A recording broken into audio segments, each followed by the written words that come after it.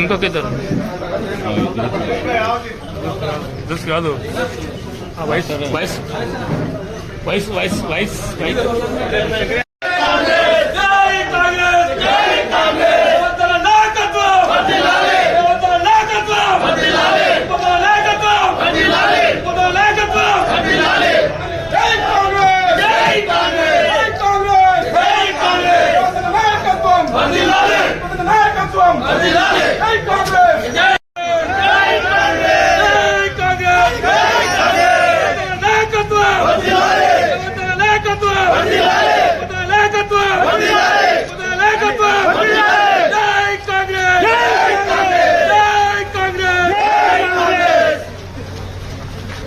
కోయిల్కి పురపాలక సంఘానికి సంబంధించిన 11 మంది కౌన్సిలర్లు శ్రీమతి మేకల శిరీష చైర్మన్ గారిపై అవిశ్వాస తీర్మానం చేయమని కలెక్టర్ గారికి అప్లికేషన్ పెట్టుకున్నారు. దాని వింజోలే కలెక్టర్ గారు ఫారం 2లో వాళ్ళకి నోటీస్ ఇచ్చారు. అందరికీ కౌన్సిలర్ అందరికీ నోటీస్ ఇచ్చారు. 24వ తారీఖు 11:30 గంటలకి ఈ సమావేశం ఏర్పాటు చేసి అవిశ్వాస తీర్మానానికి వ్యతిరేకంగా చేస్తారా మరి సపోర్ట్గా చేస్తారా అనేది ప్రిసైడింగ్ ఆఫీసర్గా ఆర్డీఓ నారాయణపేటకి నియమించారు. అది మేము కరెక్ట్గా 11:30 గంటలకి మేము ఇక్కడ సమావేశం ఏర్పాటు చేశాము. 11:35 తీర్మానం ప్రవేశపెట్టాము. ఆ తీర్మానంలో 11 మంది కోరం వచ్చింది కాబట్టి 11 మంది తీర్మానాన్ని ఆమోదించారు. దానివల్ల మనము ఆమోదం యొక్క సర్టిఫికేట్ తీసుకున్నాం, వాళ్ళ సంతకాలు తీసుకున్నాం.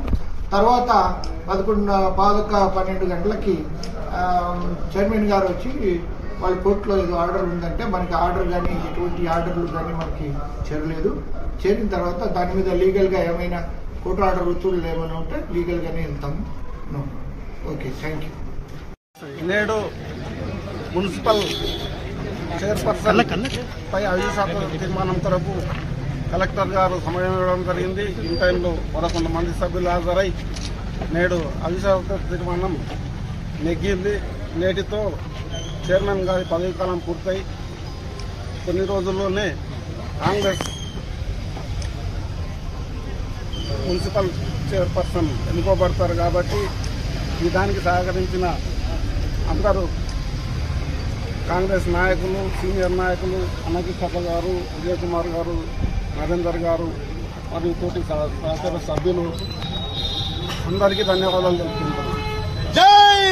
నిరంకుశంగా పోలీసులను పెట్టి రాత్రి ఓటర్ లిస్టులను మార్చి తారుమారు చేసి ఎక్కడో ఓటు కల్పించుకున్న ఎంపీ గారిని భూత్పూర్ నుంచి తీసుకొచ్చి రాత్రి వాళ్ళ అధికారం ఉన్నది ఓటర్ లిస్టు ప్రవేశపెట్టకుండానే దౌర్జన్యంగా ఎలక్షన్ చేసి మేము 9 మంది ఉంటే వాళ్ళు 7 మంది ఉండి కోఆప్షన్ ఎక్స్ ఆఫీసర్ సభ్యులుగా రాత్రికి 24 గంటల ముందు రిజిస్ట్రేషన్ చేసుకునకుండా అంత పెద్ద నాయకులే అవినీతికి పాల్పడడం ద్వారా అప్పుడు కోరుకోవడం జరిగింది.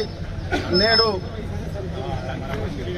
ప్రజాస్వామ్యం పరిణమించి మా అందరి సభ్యులతో కాంగ్రెస్ మున్సిపల్ చైర్మన్ ఎన్నుకోబడతామని తెలియజేసుకుంటున్నాం.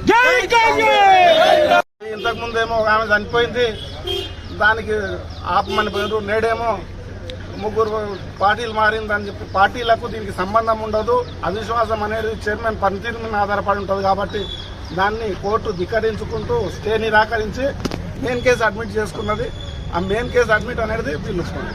ఏ పార్టీ అనేది అప్పుడు నిర్ణయిస్తారో అంతవరకు ఇది పెండింగ్లోనే ఉన్నది. దాన్ని తీసుకొచ్చి కాపీ తీసుకొని వచ్చి ఆపమని చెప్పిందని గలాట చేయడం ఇది సమంజసం కాదు. దీంట్లో ఎలాంటి స్టే కానీ ఏం కానీ రాలేదు. మెయిన్ కేసు అడ్మిట్ అయింది, అంతవరకే ఉండదు. కాబట్టి ఈ కేసుతోటి మాకేం సంబంధం లేదని తెలియజేస్తుంది.